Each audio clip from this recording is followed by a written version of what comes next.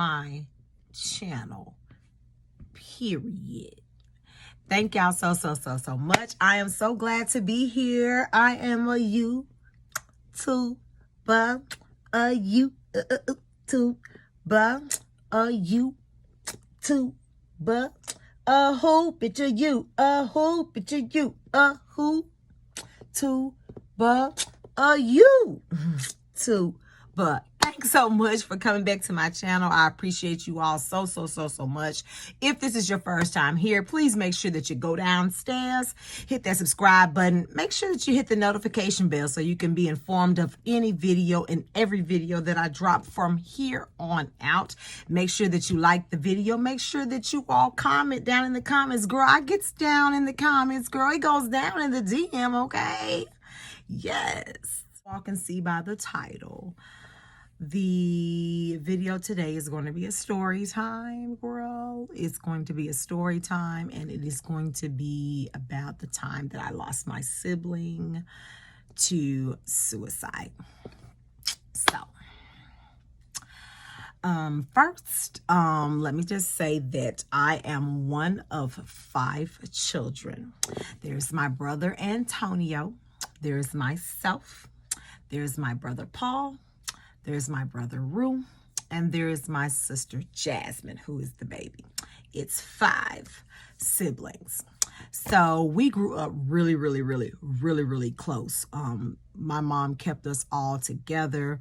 There were never times that we were separate during our upbringing. No more than me going off to visit my biological dad for the summers and things like that. Other than that, baby, we were close, baby. We were thicker than thieves, baby. We were together. And so that's how we grew up. I mean, that is how my mom kept us. She kept us close and she kept us together. And that is how we know life. We know life being always together and being very close.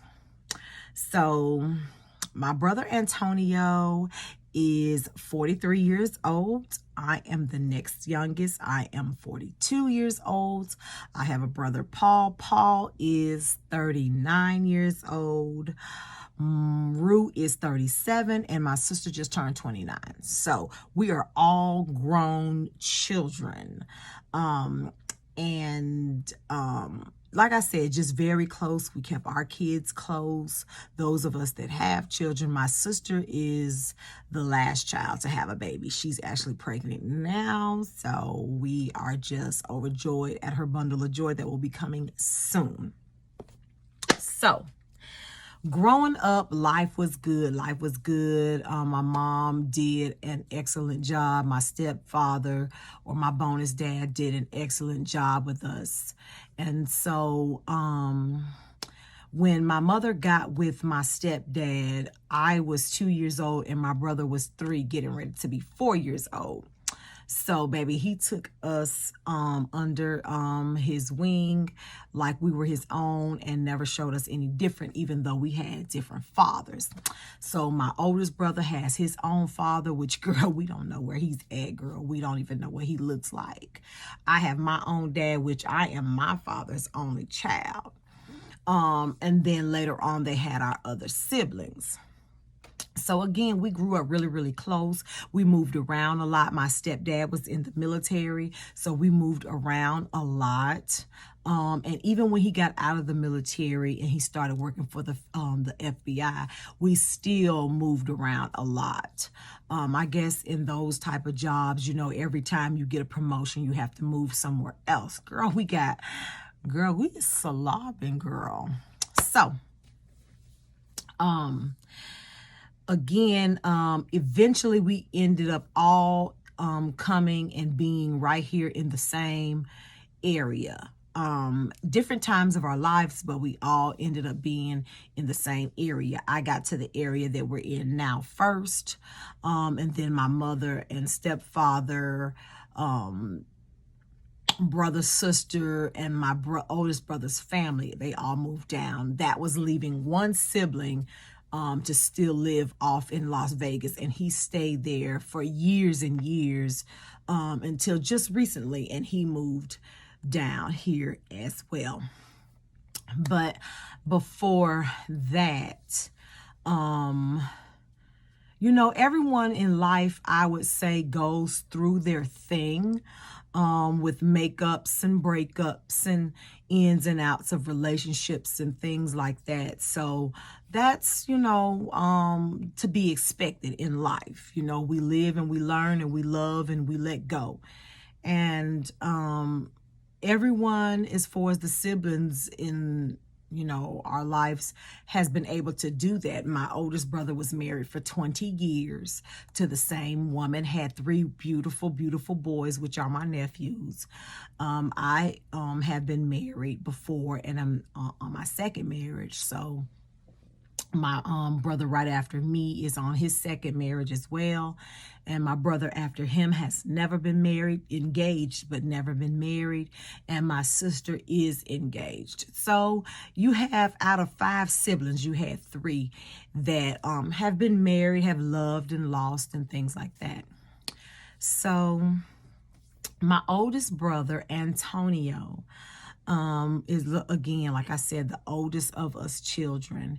And after he left his wife, or after they split up, I hate to say it, but after they split up from their 20-year marriage, my brother began to live. I would say that when he was married, he was just existing. But when he left, he began living. And there's definitely a difference in living and existing. And I could tell that my brother, even after the separation, he became more happy. My brother, he stopped smoking. My brother, he started losing weight, and good weight, because he was a little overweight. So he started losing weight and things like that. And he started really, really, really getting himself together. So if you all haven't, you know, figured it out by now, we are going to be talking about my oldest brother, the oldest of 5 siblings, Antonio Lamont Whiting. Okay. So, and he went through his series of dating and things like that, and just living, going on vacation trips, and just going bowling and skating and just living life. And yes, I can sit here and actually say that he did not do those things while he was in a marriage. I don't know if you all have ever experienced a marriage, or know anyone who's experienced a marriage, that they're just coexisting in the marriage, but they're not living, having fun, laughing, going on vacations, walking in the park, going skating, riding bikes, just all of the things that make you live instead of just exist.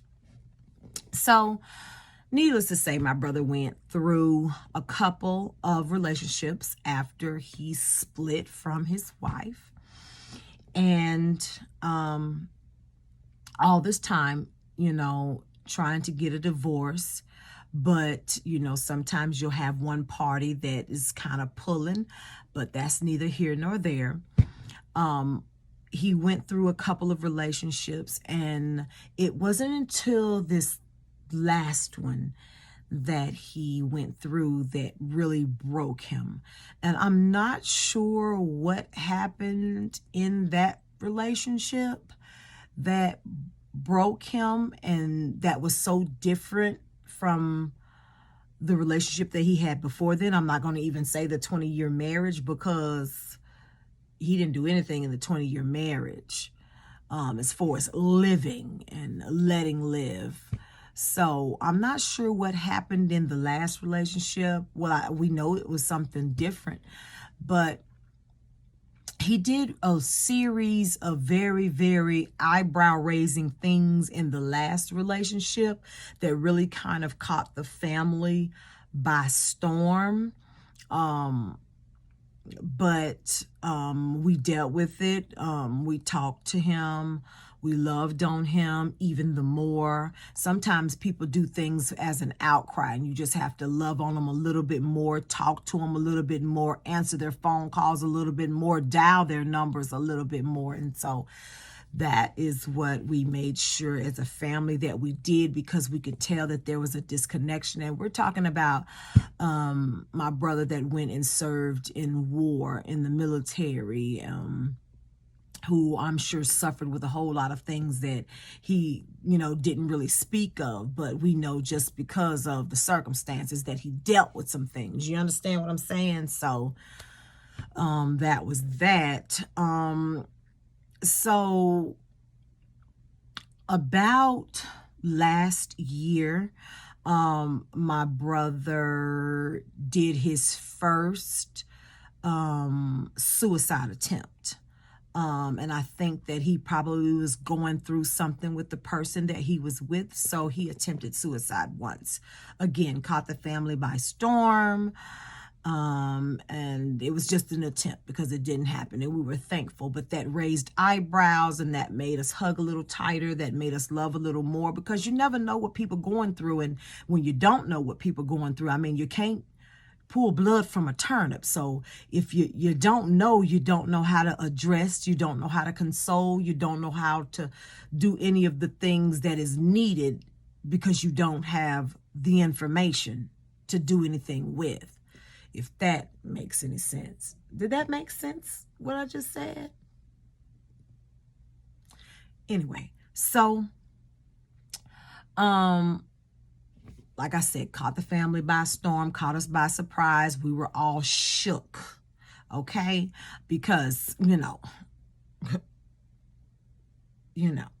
do that, What?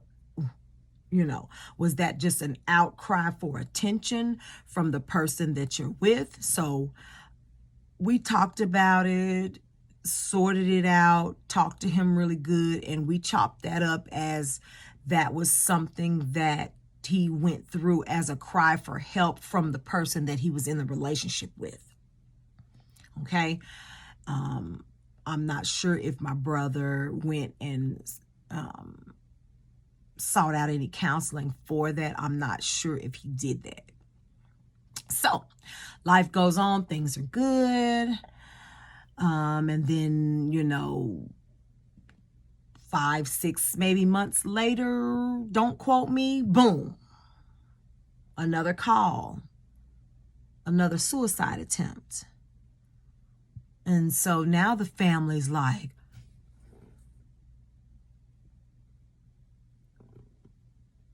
wait a minute. Wait a minute. What is going on with Tony? Like, what's going on? So the family connected immediately, tried to figure it all out. Everyone spoke with my brother collectively. We all spoke with my brother separately, just trying to find out if he was okay. Because without a shadow of a doubt, you have to be okay. And if you're not okay, then that's when, loose ends start to slip. And so we found out, some of the reasons that may have led up to why he did what he did. And then ended up coming to be another experience that he was doing for the person that he was with. And now that I think about it,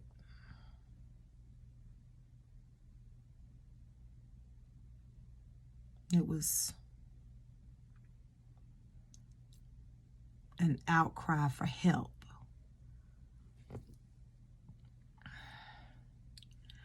So, moving on.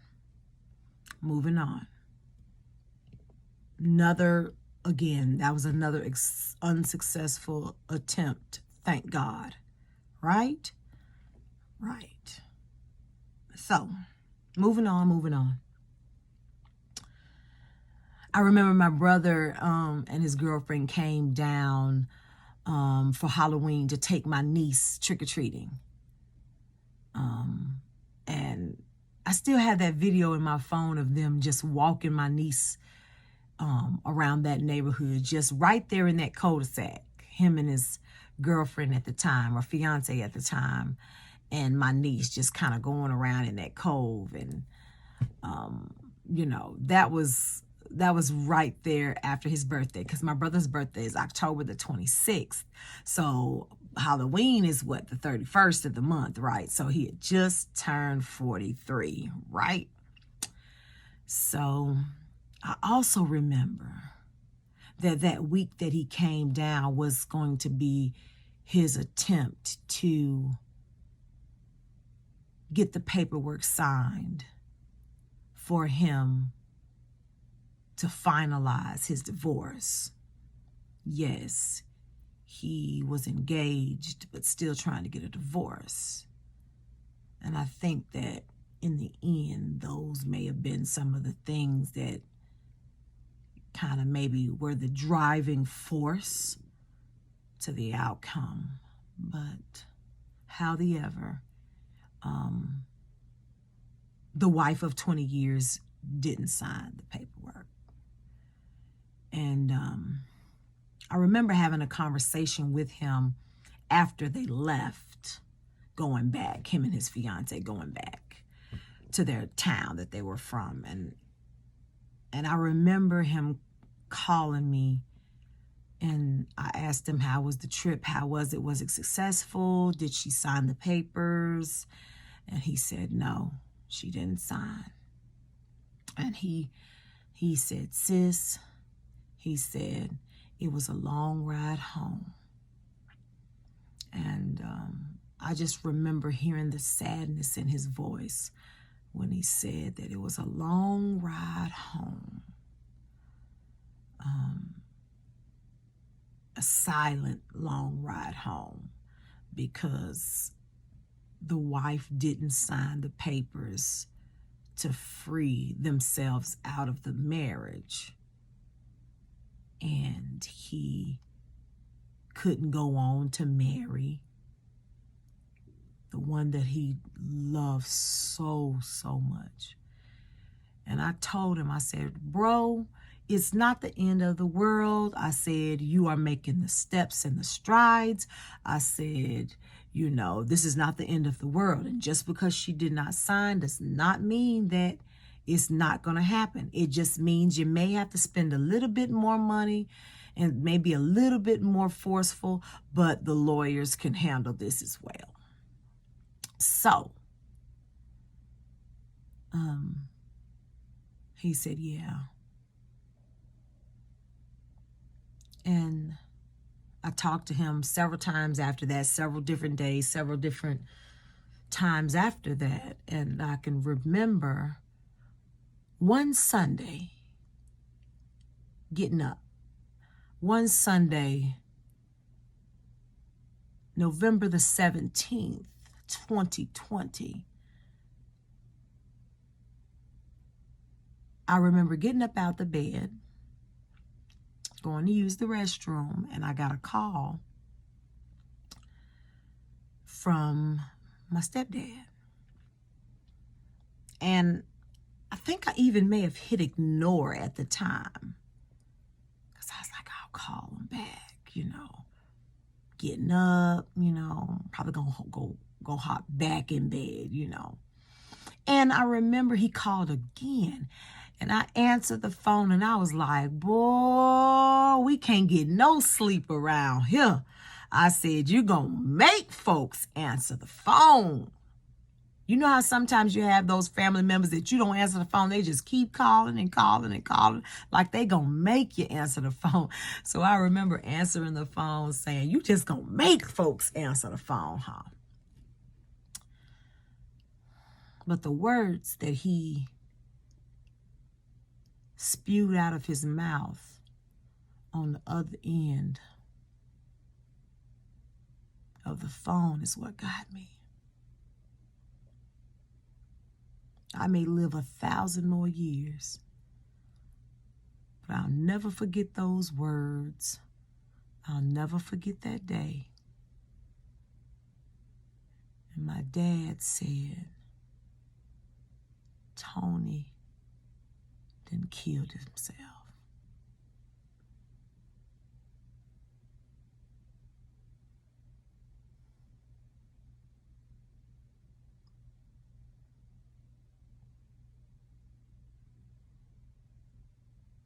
My husband said there was no controlling you. You were like a tornado. He said you were screaming, rolling, spinning, jumping, slapping, everything that you could slap. He said all I could do was just sit on the stairs and just let you get it out.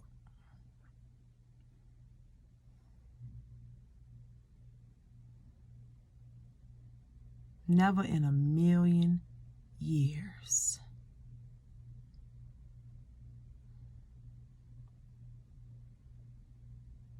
Would I ever think that my brother would end his life? Never in a million years.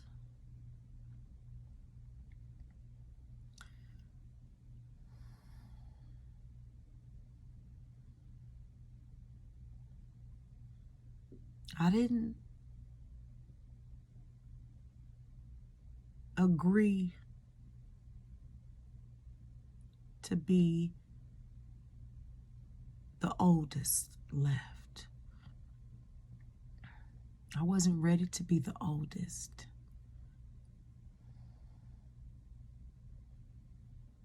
I didn't want to be the one that everybody had to look up to. I wanted to be able to look up to somebody too. And I'm telling you, the hurt that my family feels and felt, I still scream and holler like it just happened. And I know everyone has their points during something like this happening. Somebody may, feel that, they didn't get to, say this, or they didn't get to say that. They didn't get to see him do this, or they didn't get to see him do that. My biggest issue was after the funeral, getting into that family car, driving off, and leaving my brother out there by himself.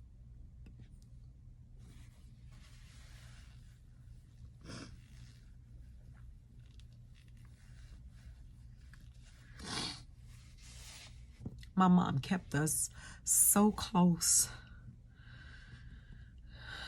She never sent anybody to their daddy to live. She never sent us away. She had her 5 children and she raised us together. So to get in that family car and leave him out there all by himself, that will hurt me for the rest of my life. That will hurt me. That will hurt me for the rest of my life.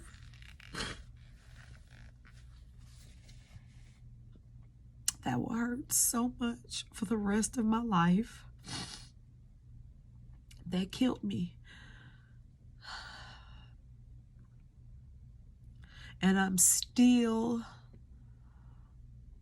dealing with it.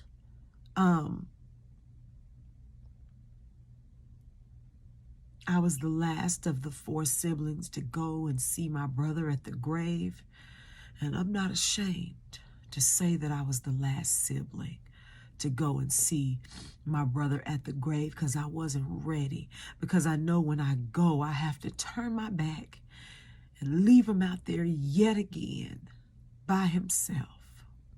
And I miss my brother. And I love him.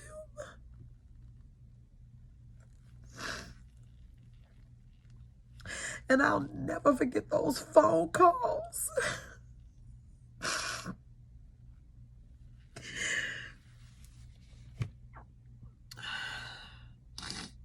Suicide is something that I never thought that my family would even have to touch bases with. But I tell you, if you have anybody in your family that are going through dark times, darkness, reach out to them, go and love on them, go and sit with them, go and rock them, call them, check on them, go with them to, seek help, because once they are gone, it's so final. Like, that's it. That is it. Like, that's it. Ain't no, we gonna see you in 3 years. We can come visit you every other year. It's like you gone forever.